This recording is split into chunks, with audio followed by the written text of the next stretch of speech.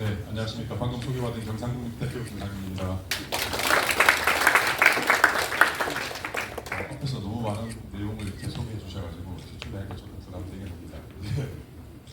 그리고 이 과제를 발표할 수 있는 기회를 만들어 주신 낙동강 유형환경청 관계자분들께 감사를 드리고요. 제가 오늘 여기 와가지고 포스터 같은 걸 몇 개 좀 보면서 요즘 이제 워낙 AI나 이런 딥러닝 같은 것들이 뭐 많이 적용되다 보니까 뭐 재밌는 게 이제 한강유역의 환경기초 조사 사업에서 어떤 과제들이 이제 키워드로 많이 됐는지 하는 포스터가 있어서 잠깐 봤는데 강원대 홍대 교수님 붙여놓으신 거 보니까 이제 단계가 계속 길어갈수록 이제 농업 비전오염원에 대한 그 키워드가 되게 많이 있더라고요. 그래서 저도 이렇게 농업 쪽에 종사를 하고 있고 뭐 수자원도 하고 있지만 그동안 이제 저희가 오염 총량 관리를 하면서 점원 쪽에 대한 관리들은 되게 많이 진행이 돼서 사실 어느 정도 진척이 있다고 보여지고 앞으로 이제 비전오염 특히 이제 농업 쪽에 대한 부분들이 좀 해결해야 될 여러 가지 좀 숙제들을 많이 가지고 있지 않나 생각이 들고요. 그리고 아마 비전오염 같은 경우에는 이제 뭐 환경에 종사하시는 분들은 투입되는 비용에 비해서 효과가 좀 낮다 이런 인식도 가지고 계시고 그래서 여기에 따른 어떤 여러 가지 문제들을 잘 해결하는 것도 중요한 앞으로 이슈가 될 것 같습니다. 예, 제가 이제 수행한 과제는 시설재배 단지에서 수박용수 사용에 따른 지하수 사용량과 폐기수량 산정인데요. 시설재배 단지는 이제 농업 기존의 주로 농업용에 이제 위치하고 있고, 그다음에 지하수를 주로 이제 많이 쓰는 수박용수를 쓰고 있는데 이런 데 관련된 연구들이 그동안 별로 없었던 것 같아요. 그래서 실제로 배출되는 것들이 꽤 있는데 그 양상이 어떻게 되는지 좀 알아야지 관리가 만들어질 거라고 생각이 듭니다. 발표 순서는 다음과 같고요. 먼저 조금 생소하실 수 있으니까 뭐 아시는 분들 계시겠지만 그 수막용수 같은 것도 좀 설명을 드리면 수막 재배는 그 비닐하우스에 지하수를 흘려보내서 난방하는 방식인데요. 겨울철에 그 시설 재배 비닐하우스를 난방하기 위해서 이제 뭐 보일러를 쓰거나 이렇게 다 난방을 하게 되면 비용이 많이 들기 때문에 그 지하수는 겨울철에도 되게 연중 일정한 온도를 유지하고 있습니다. 그래서 그 지하수의 그 온도를 이용해서 난방을 하게 되면 난방비를 굉장히 많이 절감할 수 있는 효과가 있기 때문에 이런 시설 재배 단지에서 수막 재배를 많이 하고 있고요. 지금 보시는 건 이제 뭐 기본적인 그림을 보여주고 있는데 그래서 그 비닐하우스가 이렇게 두 겹으로 되어 있습니다. 겨울철에 보통 이제 그 높은 지하수를 이용해서 수막 재배를 하게 되고요. 그 시설 재배는 저희가 이제 그 1980년대부터 우리나라가 굉장히 많이 급격하게 증가해 왔고요. 지금 보시면 약간 이제 그 증가하는 추세는 조금 꺾였고 일정 정도 안정적인 그런 형태를 보여주고 있고 또 제가 이제 살고 있는 경남 같은 경우에는 전국에서 두 번째 정도 수준으로 지금 그 시설 재배 단지가 이루어지고 있습니다. 2022년 기준으로 한 8만 3천 정도 되는데 경남이 그 중에서 한 14.5% 정도가 이제 되고 있고요.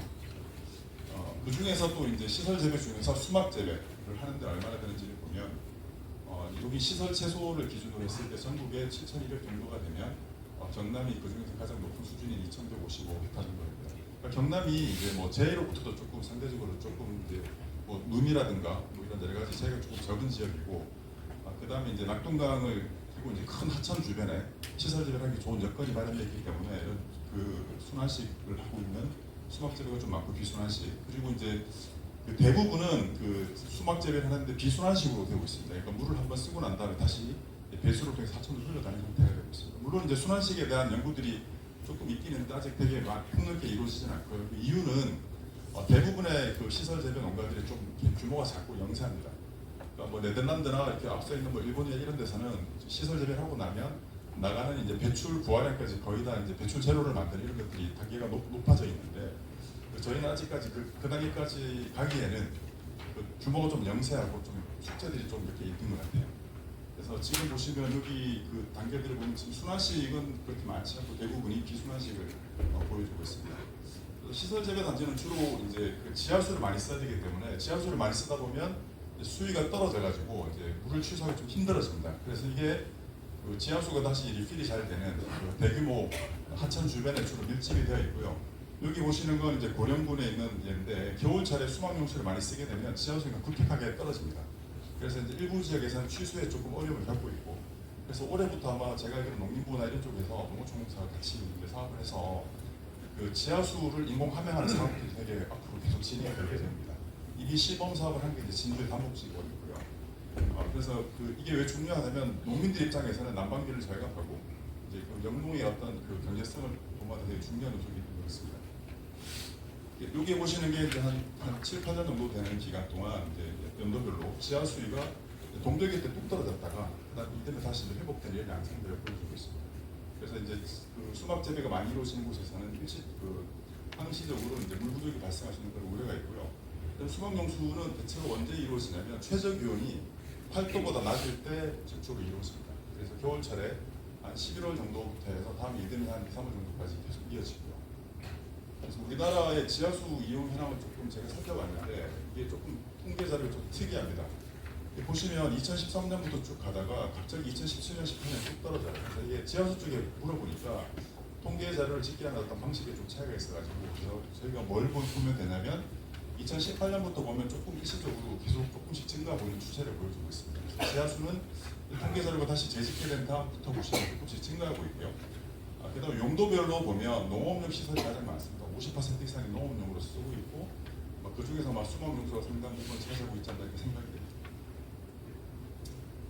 요거는 이게 제가 작년에 이 과제를 처음 시작하고 마침 이제 겨울에 1월달에 SBS 모닝와이드에서 약간 미스테리한 현상을 이제 추적하면서 밀양강의 이런 사례를 가지고 저한테 좀 인터뷰 요청이 와가지고 제가 한번 설명을 했던 적이 있는데 저도 아마 이 과제를 안 했으면 조금 답변하기 어려웠을지 모르는데 질문이 뭐였냐면 밀양강이 겨울철만 되면 이렇게 강 색깔이 반반으로 섞여가지고 이렇게 노란색 띠가 형성된다는 거였어요. 그래서 이게 왜 그런가 물어보더라고요. 방송국에서 처음에 이제 두 가지 정도 이유를 가지고 물어봤어요. 첫 번째는 이게 이제 이제 낙동강 하구니까 이제 하구뚝을 문을 열면 기수역이 형성돼서 그래서 이제 이게 소금물하고 이제 민물이 혼합되면서 생기는 현상이 아닌가. 이게 첫 번째 추론이었고 두 번째는 이제 이 지역이 밀양강 이 주변 지역이 지하수에 철분이 되게 많이 있어요. 그래서 철분 때문에 생긴 현상이 아닌가 하고 이제 물어봤었는데 저는 아닐 거라고. 그래서 제가 인터뷰한 내용은 이게 그 겨울철에 대규모로 이용되는 수막용수로 인해서 탁도가 높아진 그런 이제 토사가 유출돼서 생긴 현상일 거다라고 제가 답변을 드렸고 거기서 방송국 쪽에서 조금 샘플링을 해가지고 아마 그 원인을 조금 확인을 한 것 같아요.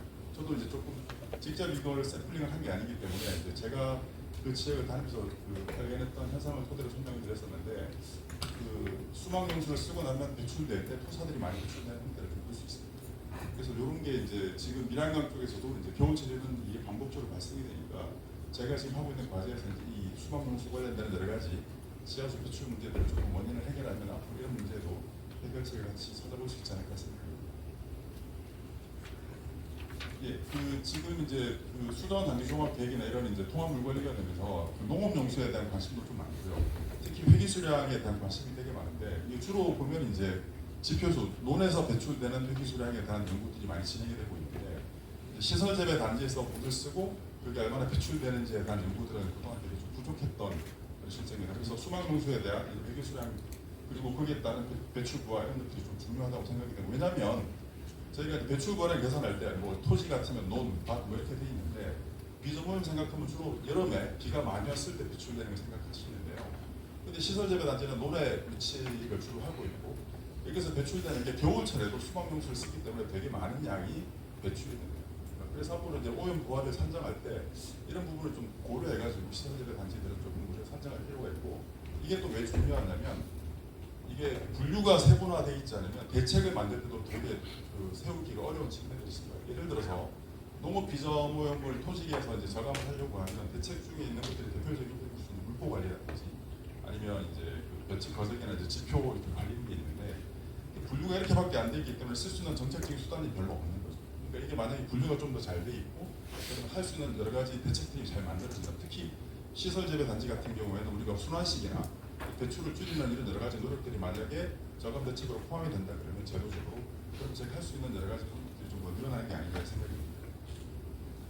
네, 앞에 설명이 좀 길었는데요. 예, 저희가 그래서 이제 대표적으로 시설 재배를 하고 있는 이제 진주하고 밀양 쪽에 세 개 지구를 시범적으로 선정하고 그다음에 모니터링 체계를 구축해서 분석하는 건데 여기 이제 수로 같은 거 보시면 왼쪽에 되게 토사가 많이 지금 있는 거 보실 수가 있어요. 이제 아까 제가 말씀드린 것처럼 여기 수막을 많이 하고 있는 지역에서는 배출되는 토사가 되게 많은 거 보실 수가 있고요. 저희는 이제 여기에 요거를 통해서 이제 지하수로 물을 얼마나 우리가 쓰고 있고 그다음에 쓰고 나면 얼마나 다시 하천으로 돌아가는지 이런 것들을 좀 규명하는 게 본능의 목적이었습니다. 지금 3개 지구를 하고 있고요. 이제 지금 보여드리는 건 이제 1년 정도 모니터링 결과고 지금 2차 연도가 진행이 되고 있고 조금 더 이제 자료가 축적이 되면 좀 더 좋은 결과를 만들어서 설명할 수 있을 것 같고요. 준비가 넘어가고 결과를 좀 보여드리겠습니다. 그래서 기존에 이제 문헌 사례 같은 것들을 보면 이제 이런 지하수를 써서 수목용수를 쓰는 거에 대한 연구들이 이제 일부 있긴 있었는데 그렇게 많지는 않았고요. 2016년에 농어촌연구원의 김진성이라는 분이 하루에 보통 한 50에서 70 입방미터 정도를 하우스 한 동당 쓴다는 그런 보고가 있었고, 그다음에 지질자원 연구에서 2017년에 남양주, 남원, 진주 3개 지구에 대해서 조사를 조금 했던 적이 있습니다. 그래서 일본 지역별로 사용량은 좀 다르지만 대략 하루에 55.5, 78, 69 정도 이렇게 사용하고 있는 걸 조사한 바가 있었고요. 요거는 이제 저희가 지금 대상 지역으로 삼고 있는 이제 그 수곡, 대평, 성남, 그 밀양 그 대표적인 3개 지구에 대해서 지금 토지 이용하고 기초 자료를 조사한 결과를 보여드리고 있고요. 이런 조사를 할 때 보통 이제 농가를 섭외해가지고 모니터링 장비를 설치하는 게 조금 어렵습니다. 왜냐하면 이제 환경부 쪽에서 우리 일을 하고 있다 그러면 농민들이 기본적으로 조사에 그렇게 협조적이지가 않기 때문에 저희가 그래도 나름대로 소속인 농대에 있기 때문에 좀 많은 분들을 통해서 이렇게 농가를 섭외하고 모니터링 장치를 조금 안정적으로 설치하는 데 도움을 좀 받았었고요.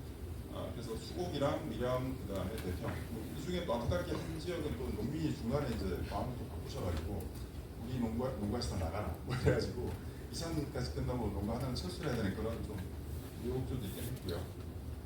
그래서 저희가 이걸 조사를 할 때 기본적으로 하우스 한 동에서 얼마를 쓰고 얼마가 나가는가 그리고 이제 이 한 동이 모여서 이제 수로에 배수로로 얼마만큼이 배출이 되는지를 조사했고 거기에 이제 난방 형태가 또 서로 다릅니다. 수막용수를 쓰는 데가 있고 또 히트펌프를 쓰는 데가 있고 그래서 그걸 저희가 이제 시설 재배 농가마다 저희가 조사를 했고 그 다음에 재배 작물 어떤 걸 재배하는지 좀 조사했고요. 지금 보시면 수곡이고 그다음에 대평 쪽이고요.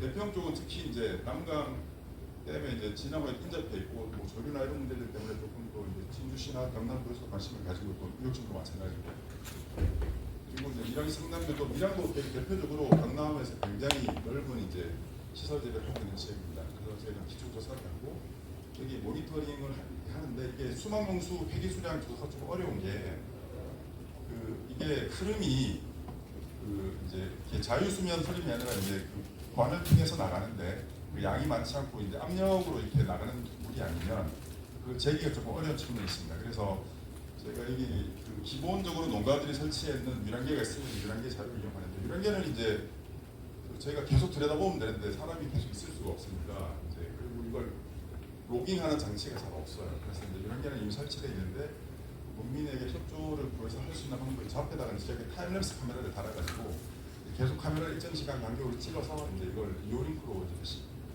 전송해서 그래서 제가 사진을 읽어서 이제 그 일별로 시간별로 이제 데이터를 판독을 했고요. 그 다음에 이게 사용되고 난 다음에 다시 배수로로 나갈 때도 농가에서 물이 나갈 때 그 양이 이제 그렇게 많지 않고 이게 모니터링 장치를 설치하기 좀 힘듭니다. 그래서 저희가 여기도 카메라를 달아서 나오는 양을 쭉 하고 거기 목자판을 붙여서 물통을 달고 그다음에 레이팅은 이제 저희 버켓팅을 통해서 막 이렇게 만들어서 측정을 했고요. 그래서 그런 장치들을 저희가 주로 이제 이용을 해서 측정을 하게 됐고 아까 앞에서는 되게 첨단 장비들이 많이 보이는데 이번에 같은 경우는 아직까지는 조금 이제 그 예전에 하던 방식을 많이 쓸 수밖에 없었던 점을 생각하고 있습니다. 그래서 일단 기본적으로 저희가 이렇게 모니터링 장비를 구축을 했고 그다음에 2주마다 한 번씩 가서 이제 샘플링도 하고 이제 수질 분석도 하고 그렇게 자료를 조사하고 밑에 보시면 채수통에 보시면 여기 이제 탁도가 되게 높은 걸 보실 수가 있습니다. 그래서 이제 그 수막용수가 나갈 때 그 지표면에 있는 토사를 많이 쓰고 나가기 때문에 탁도가 되게 높아지는 걸 보실 수가 있고요. 여기는 이제 그 밀양기에 저희가 카메라 달아놓은 건데 이건 해상도가 되게 좋은데 아래쪽에 있는 그림을 보시면 이제 밤 사이에 수위가 되게 올라갑니다. 수막용수가 주로 밤에 이용이 되기 때문에 그래서 올라갔다가 다시 수위가 떨어지는 그 이제 사진을 가지고 있고 수위계도 달아놓고 이제 카메라도 달아놓고 만약 결칙이 생기면 카메라를 가지고 좀 보완을 할 수 있게 이렇게 진행했고요. 레이팅식 만들어서 그냥 조사해서 한 지구에 대해서 보여드리고 있는데 빨간색이 이제 최저 기온입니다. 보시면 최저 기온이 좀 올라갈 때 8도보다 높아지면 수박용수 공급이 없는 날. 이게 이 지구 같은 경우는 평균적으로 보시면 그 왼쪽에 세로축이 이제 그 공급량인데 대략 한 30에서 50 사이 정도를 쓰고 있는 농가 형태를 보여드리고 있습니다.